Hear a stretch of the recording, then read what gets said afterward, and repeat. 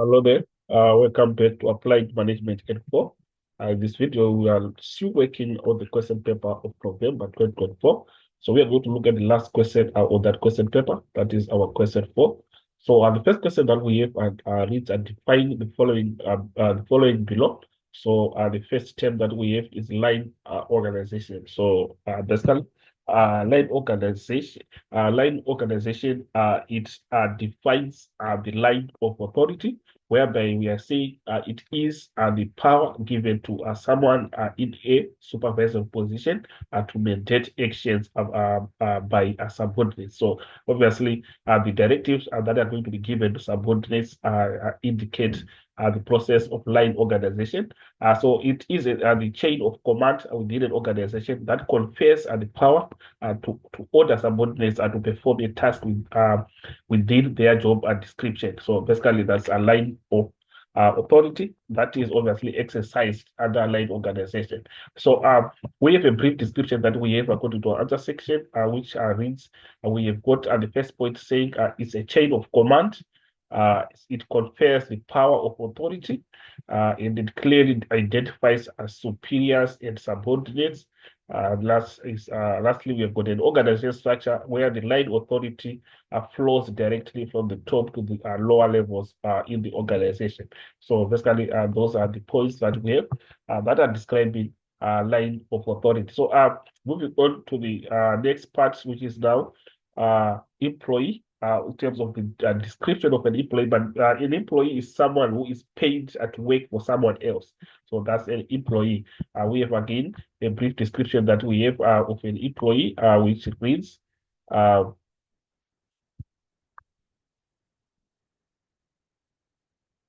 the description that we have in terms of an employee is a person who works for wages or salaries, especially at non-executive level. So we have also another explanation. An employee has no management authority. So very important to take note that there is no management authority that is possessed by an employee. So another description operates on instruction from a superior, and the employee operates on instruction from a superior, reports to a manager. So those are the explanations that we have in terms of an employee. So the next term that we have is a subordinate, but the subordinate basically is a lower in a rank or a position, someone who is lower in rank or a position to you as a superior is a subordinate. So basically, we also have the description that we have, which reads a person under the authority and control of another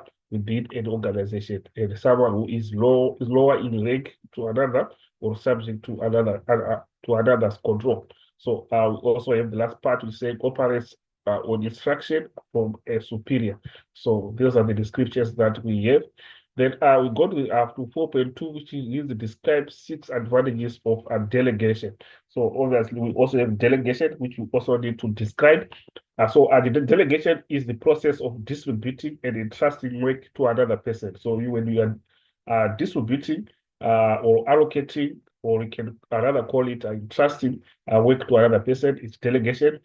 We can also try to describe it from the point of view that is creation of accountability to lower level workers. And the lower level workers are the subordinates.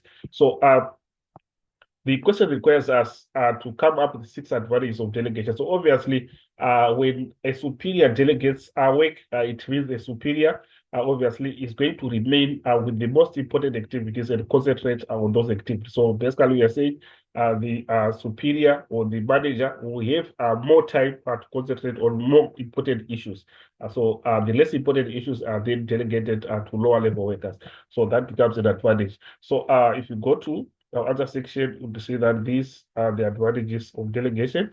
Effective delegation can reduce the workload of managers and allow them to focus on important management challenges. So that's the first that we have. The next, it increases productivity. It also saves time. So that's what we have. And we move on to the next part, which is 4.3. Planning is vital in main business to achieve goals. Answer the following questions on smart planning, which is the first one saying set your understanding of the smart planning model.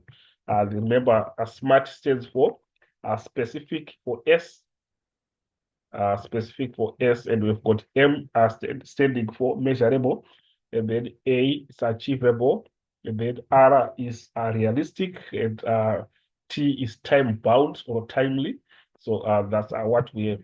So the smart planning model, basically, it is a goal planning model. It's a model that is set for goals. So we go to the description that we see in our other section, which reads, it's a management process that helps enterprises stay on track towards goal achievement. And also helps guide goal setting. Using the SMART principles, enterprises can start accomplishing their strategic planning goals. So that is the description that we have in terms of the SMART model. So going to the next part, which is now 4.3.2, expand on the abbreviation of the 5 SMART goals. Obviously, the question is asking you to give the representations of the abbreviations that we have inside. With, for example, the S, we know that is specific, M is measurable. So that's what we have in our other section, whereby we are saying S for specific, M measurable, A achievable, R for relevant, and then T for time bound, or we can in brackets trackable. So that's what we have on that part. And then we move on to the next, which is 4.3.3. List 7 smart examples that can be implemented in the hotel to achieve a success. So 7 are smart examples. So on 4.3.3, we have these listed, whereby we're saying improve your listening skills. The plan must be achievable. Speak up and give clear activities to be achievable within a realistic time frame to each section, and then are flexible to adapt to any situation and update plan if not working. Communication is key with all parties, and then always check the plan. So these are the 7 that we have. So we'll move on to 4.4, which says name and discuss 6 work-related factors that can have a negative impact on coordination. That can have a negative impact on coordination. So obviously, the clear one is that when the workers are not motivated, when there's no morale with the workers, we see that it's going to cause a negative impact on coordination. So that's the first one. The first one that we have is orientation towards goal. Hotels have set goals for its future, which employees must achieve at the same pace. So obviously, if there's no orientation towards goals, it becomes a negative impact towards it becomes a negative impact that is there towards coordination. So the second one that we have reads, we have also morale and motivation. If they are not motivated, there's no motivation inside the workers, it will be a negative impact again. It is morale reflects employees' attitude towards work, and motivation is the inner energy with which the employee does the work. So that's the second one. Third one, we've got interpersonal relationship. If the interpersonal relationship is bad, it's going also to negatively affect coordination. So interpersonal relationship refers to the strong association between employees working to achieve the same goals. Interpersonal relations are built on trust, loyalty, and commitment between people. Then planning and organization should be there. If it doesn't exist, coordination also will be a problem. So different management layers are developed and different sets of plans on how to achieve a hotel's goals. Employees and work activities are organized according to this plan. Then also good communication process should be there so that we can achieve coordination. So when we have bad communication processes, coordination is going to be very difficult. So communication, it is the process by which is exchanged between individuals and teams. Poor communication means that information is not properly conveyed and understood. So basically, in that case, that's where we are going to have a problem or a negative impact on a negative impact that we have towards coordination. Then we also have implementation of new methods, procedures, and equipment. new development can cause a resistance amongst our employees. So when we have got new developments, it can cause a negative impact again to a coordination due to resistance that will emanate from new development. So we are saying new developments can cause resistance amongst employees to embrace and use it due to fear of change. Coordination of our processes is negatively impacted when some employees refuse to use new technology that connects and schedules these work processes. So remember, new developments, and these are changes that are taking place, and we know that workers are always having the fear of the unknown, and they're just afraid of what is going to happen if there's a change. Some of them will feel insecure of their jobs, and that maybe they might be stopped coming to work due to those changes. So the a business will face resistance. So that resistance will affect a coordination. So basically, that's what we have on that one. Moving on to the last part, which is say, name and discuss the control technique to apply in the following instances. The establishment wants to reassure stakeholders that their performance report is true and correct. So we need to identify the control technique. So the control technique that we have there is external audit. Obviously, it is a third party that checks records and gives an opinion on their correctness. Then we move on to the next one, which is during the induction process of new employees. So obviously, the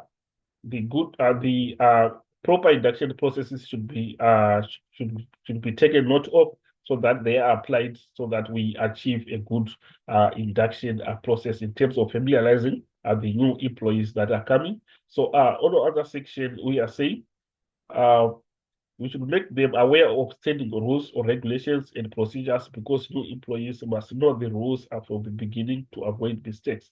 And then that's what we have that one. Then an employee disrespects another employee's personal space. So obviously, the employee who is disrespecting needs to be self-developed in terms of the importance of respecting each other on the workplace. So basically, we are saying making employees aware of boundaries and setting limits verbally or in writing. Overstepping boundaries causing cause infects, cause conflicts. So obviously, when we have overstepping boundaries issues, they will finally cause conflicts. So that's what we have for that part. And then we've got the last one. We say an employee continually turns up late for work. So obviously, we need to put up a disciplinary procedure so that the employee knows that what he or she is doing is wrong. So we are saying the disciplinary process, because it is an official process for it, for correcting the behavior. So on the last part, we are saying the sentence that we have is saying an employee continually attends up late for work, and we are saying we should put disciplinary procedures so that the employee is notified that what he or she is doing is wrong and might cost the business. So during the process, we are saying disciplinary process because the disciplinary process obviously should take place because it is an official process for correcting the behavior of employees. And obviously, this marks the end of our question 4 of the question paper of November 2024. So thank you for listening, and hopefully the video was helpful. Let's meet again in the next video.